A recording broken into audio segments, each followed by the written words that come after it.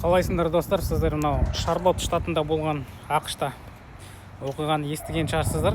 Яғни 23 жастағы Украинадан келген жас қызды бұрын сотталған, біраз қылмыстық істер жасаған бір қара нәсілді американист артына келіп, пышақпен келіп, ошын өлтіріп кетеді. Ол уақытта поезда кетіп бара жатады, вагонда ешкім болмаған.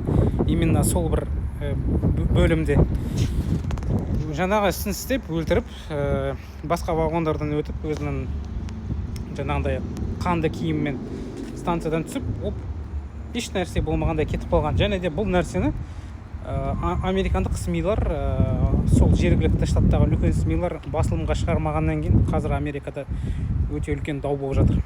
Менің айтпағым, түнде жүрмеңіздер. ақшта түнде жүру, осындай жерлермен, поезда деген сияқты жалғыз өзің қалу өте қауіпті. Бұл жерде сотталғандар өте көп. Кез келген жерде өлтіріп кетуі мүмкін, білмей қаласыздар. Әсіресе қыздарға абай болыңдар дегім келеді. Түнде жүрмеңдер.